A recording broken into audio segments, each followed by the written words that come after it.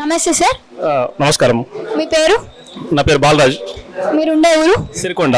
ఇప్పుడు parliament elections వస్తున్నాయి కదా, మీరు ఎవరికి ఓటేద్దాం అనుకుంటున్నారు? బాజిరెడ్డి గోవర్ధన్ గారికి వేద్దాం అనుకుంటున్నాం. ఎందుకు?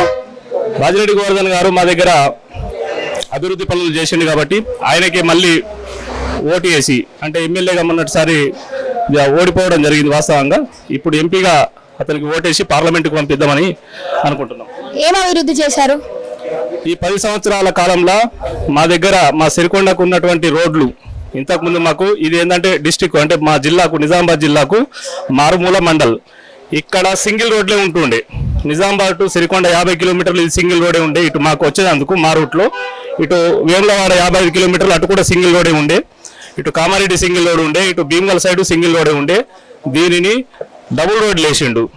రోడ్లు మళ్ళీ మామూలుగా ఉన్న రోడ్డు మీద డబుల్ రోడ్ వేయడమే కాదు, మా దగ్గర ఏంటంటే ఈ పొలాల భూములు ఉన్నాయి కాబట్టి డౌనెల్లో ఉండే ఈ రోడ్లన్నీ హైట్ చేయించి, ఒక 2 మీటర్లు ఇట్లా హైట్ చేయించి మరి వాటిలను రోడ్ల విస్తరణ కార్యక్రమం చేపట్టిండు. మంచి కార్యక్రమాలు చేసిండు. రోడ్లు మాత్రం మాకు ఫస్ట్ క్లాస్ అయినాయి. అది 60 సంవత్సరాల ప్రభుత్వం ఎప్పుడు కూడా మా రోడ్లను పట్టించుకోలేదు. ఇంతకుముందు మా గవర్నర్ గారు మా సిరికొండకు అన్ని వైపులా 4 వైపులా మాకు డబల్ రోడ్లు వేయడం జరిగింది కాబట్టి ఈ ఘనత ఖచ్చితంగా బీఆర్ఎస్ ప్రభుత్వానికి, గవర్నర్కే దక్కుతుంది. బీఆర్ఎస్ పార్టీ పథకాలు మీకు ఏమైనా వచ్చినాయా మీ ఫార్మర్స్కి, ఈ ఊర్లో జనాలకి?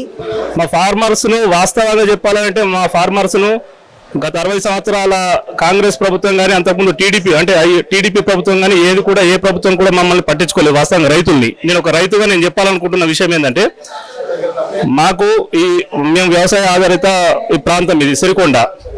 మాకు చెరువులతోటి ఆధారం ఉన్నది. ఇక్కడ ప్రాజెక్టులు లేవు మా దగ్గర. చెరువు, కాలువలు, బోర్లతోటి మాత్రమే మేము పంటలు వేసుకుంటాము. అలాంటి చెరువులు ఎప్పుడో కాకతీయుల కాలంలో కట్టినటువంటి చెరువులు మొత్తం టోటల్లీ ధ్వంసం అయిపోయినాయి. ఏ ఒక్క చెరువు కూడా అలుగులు కరెక్ట్ లేవు, తూములు కరెక్ట్ లేవు, కట్ట కరెక్ట్ లేవు. గట్టిగా కాలం అయిందనంటే తూములకి వెళ్ళి బొంగలవాడి నీళ్ళు వెళ్ళిపోవడం, అలుగులు కూడా అధ్వాన్నమై ఉన్నాయి కాబట్టి, రాళ్ల కట్టకం అంతా పడిపోయింది కాబట్టి నీళ్ళన్నీ వేస్ట్ కావటం. దానివల్ల ఏమవుతుందంటే మాకు లాస్ట్ 1 తడి 2 తళ్ళకు నీళ్లు తక్కువ అయిపోయి పంటలు ఎండిపోవడం జరుగుతుండే. గతంలో చాలా బాధలు పడ్డాం మేము. పంటలు ఎన్నోసార్లు ఎండిపోయినాయి. అలాంటి పరిస్థితి ఉన్నదని చెప్పేసి కేసీఆర్ గారు ఫస్ట్ గెలవంగానే ఫస్ట్ టర్మే మిషన్ కాకతీయ అనే పథకంతో మాకు ఉన్న చెరువులకు ఒక్కొక్క చెరువుకు 40 లక్షలు, 50 లక్షలు, పెద్ద చెరువుకు 60 లక్షలు, కుంటలకు 20 నుంచి 30 లక్షల చొప్పున మాకు నిధులు కేటాయించి మా చెరువులను బాగు చేసిండు. కాబట్టి కేసీఆర్ గారికి మేము రైతులమందరం రుణపడి ఉంటాం.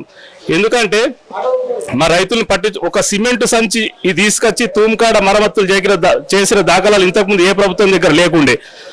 తూము దగ్గర లీక్ అవుతుందని చెప్పేసి కంప్లైంట్లు ఎంఆర్ఓ దగ్గర ఇస్తే ఒక్క సిమెంట్ సంచి తీసుకొచ్చి అక్కడ రిపేర్లు జరిపియలేరు ఇంతకుముందు ఉన్న ప్రభుత్వాలు. అలాంటిది కేసీఆర్ గారు లక్షల రూపాయలు ఖర్చు పెట్టి మాకున్న చెరువులు మొత్తం కంప్లీట్గా అలుగులు, తూములు, కాలువలు కట్ట హైట్ చేసి మొరం పోసి మంచి మరమ్మతులు చేపించిండు, పూడిక తీపించిండు. చెరువులలో ఇప్పుడు నీళ్ళు అవుతున్నాయి. వర్షాకాలం నిండిందంటే ఏసంగి పంట అయిపోయేదాకా కూడా ప్రతి చెరువులో ఇవాళ నీళ్లు కనబడుతున్నాయంటే ఆ ఘనత ఖచ్చితంగా కేసీఆర్ గారికి, ఆ పనులన్నింటినీ దగ్గరుండి పర్యవేక్షిస్తూ చేపించినటువంటి గవర్నర్ గారికే దక్కుతుంది. అంతేకాదు ఆ చెరువులు బాగు చేయటం వల్ల కూడా మా దగ్గర మత్స్యకారులు కూడా ఉన్నారు, వాళ్ళకు కూడా ఒక ఉపాధి అయిపోయింది. ఇంతకుముందు గతంలో ఎప్పుడు కూడా వాళ్ళు ఒక 10-20 వేల రూపాయలు చూసిన దాఖలాలు కూడా ఉండకపోతుండే.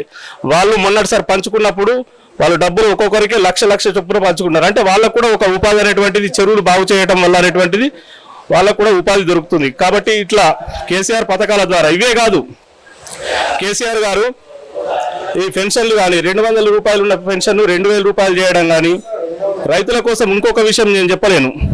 ఎక్కడైనా కానీ ఇంతకుముందు కాంగ్రెస్ హయాంలో రైతులు ఏదైనా చర్చించుకోవాలా పంటల మీద కానీ, వాళ్ళకున్న ఏదైనా విషయాలు మాట్లాడుకోవాలని అనుకుంటే ఎక్కడ కూడా స్థలాలు లేకుండే. చెట్ల కిందనో, ఓటర్ల కన్నా ఎక్కడో మాట్లాడాల్సిన అవసరాలు ఇట్లా ఉండే. అలాంటిది ఇక్కడ రైతు వేదికలు కట్టి ఈ రాష్ట్రం మొత్తం ఉన్న రైతులకు ప్రతి గ్రామాన రైతు వేదికలు ఏర్పాటు చేసిండు. మేము మీటింగ్లు ఏర్పాటుకునేందుకు, ఆఫీసర్లతోటి మాట్లాడేందుకు, మాకున్న ప్రాబ్లమ్స్ చెప్పుకునేందుకు, మాకు ఏదైనా అవసరం ఉన్నప్పుడు పోయి అలా కలిసేందుకు వెసులుబాటు కల్పించిండు. ఇది ఈ మన భారతదేశంలో ఏ రాష్ట్రంలో కూడా ఇప్పుడు కాంగ్రెస్ పరిపాలించే రాష్ట్రాలు ఉన్నాయి, బీజేపీ పరిపాలించే రాష్ట్రాలు ఉన్నాయి. ఏ రాష్ట్రంలో కూడా ఇలాంటి కార్యక్రమాలు రైతుల కోసం చేసిన ప్రభుత్వం ఏది కూడా లేదు. ఆ ఘనత ఖచ్చితంగా కేసీఆర్ గారికి, బీఆర్ఎస్ ప్రభుత్వంకు, గవర్నర్కే దక్కుతుంది. మా దగ్గర ఇంకొక విషయం, రైతులకు రైతు బంధు ఎవరిచ్చారండి? రైతు బంధు రైతు బంధు, రైతు పెట్టుబడి సాయం, పెట్టుబడి పెట్టలేక ఎంతో మంది అప్పులు తీసుకొచ్చుకొని ఆ పంటలు ఎండిపోయి అప్పులు తీసుకొచ్చుకున్న తర్వాత కట్టలేక ఆత్మహత్యలు చేసుకున్న రైతులు ఎంతో మంది ఉన్నారు. అలా ఉండకూడదు అని చెప్పేసి రైతు చావకూడదు, రైతు పెట్టుబడి కోసం ఇంకో సావుకారు దగ్గరకు పోయి 4 రూపాయల కాడికి 5 రూపాయల కాడికి మిత్తులు తీసుకొచ్చుకొని పెట్టుబడి పెట్టకూడదు అనే ఒక ఉద్దేశంతో, మంచి ఉద్దేశంతో రైతు బంధు స్కీమును తీసుకొచ్చి 4,000 రూపాయల రైతు బంధు స్టార్ట్ చేసి తర్వాత 5,000 కాడికి కూడా పంటకు ఎకరానికి 5,000 రూపాయల చొప్పున ఇచ్చి రైతాంగాన్ని ఆదుకున్నది ఒక కేసీఆర్ గారే. నాణ్యమైన కరెంటుతో పాటు మాకు నాణ్యమైన కరెంట్ ఇచ్చాడు. ఇంతకుముందు మాకు ట్రాన్స్ఫార్మర్లు కాలిపోతుండే, మోటార్లు కాలిపోతుండే. అలాంటి బాధలు ఈ 10 సంవత్సరాల నుంచి కేసీఆర్ ప్రభుత్వం ఉన్నన్ని రోజులు మా దగ్గర మోటార్లు కాలలేవు, ట్రాన్స్ఫార్మర్లు కాలలేవు, నాణ్యమైన మంచి విద్యుత్ అందింది. ఇప్పుడు మళ్ళీ రీసెంట్లీ కాంగ్రెస్ ప్రభుత్వం వచ్చి నుంచి మళ్ళీ కొన్ని ఇబ్బందులు మాకు ఏర్పడుతున్నాయి. మొన్న నేను రీసెంట్లీ యాసంగి పంటకు మాకు ఆల్రెడీ ఎదురైంది, ఆ అనుభవం జరుగుతుంది. కాబట్టి దయచేసి రైతులు ఎవరైనా సరే, రైతులు కానీ ప్రజలు కానీ ఒకసారి గమనించండి. 24 గంటల కరెంట్ ఇచ్చి మాకు ఎంతో సహాయం చేసిండు నా గవర్నమెంట్, మాకు బీఆర్ఎస్ మాత్రమే.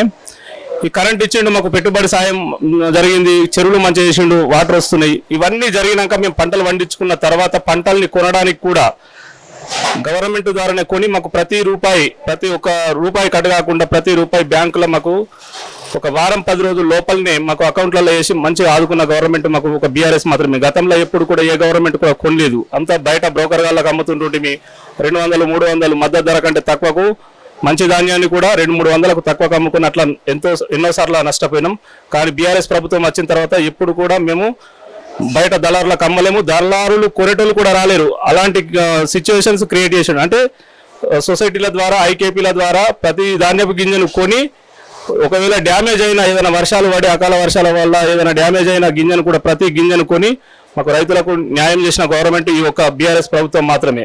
ఈ ఒక రైతులకు ఒక్కోళ్ళకే జరగలేదు. వాస్తవంగా ఈ బీఆర్ఎస్ ప్రభుత్వం ద్వారా పెన్షన్దారులకు కూడా వికలాంగుల పెన్షన్ కానీ, వృద్ధాప్య పెన్షన్ కానీ, వికలాంగులకు కూడా ఇంతకుముందు 200 రూపాయలు ఉన్నదాన్ని 2,000 రూపాయలు అట్లా అందించడం జరిగింది. ఆ రకంగా కూడా ఎక్కడ కూడా ఇవ్వలే. ఒక 2-3 రాష్ట్రాలలో ఇస్తుండొచ్చు 2,000 పెన్షన్ తప్ప భారతదేశంలో ఎక్కడ లేనటువంటి పెన్షన్లు మన తెలంగాణలో కేసీఆర్ గారు ఇవ్వడం జరిగింది. ఎవరు అనుకున్నారండి ఇప్పుడు కొందరు పోషకాల లోపాలతోటి పిల్లలు పుడుతున్నారని చెప్పేసి అంత డీప్గా ఎవరు ఏ సీఎం ఆలోచిస్తాడు చెప్పండి? ప్రజల మీద ఎంత కోరిక ఉంటే తప్ప కేసీఆర్ కిట్ లాంటి పథకం ఎక్కడికి వెళ్ళి వస్తుంది?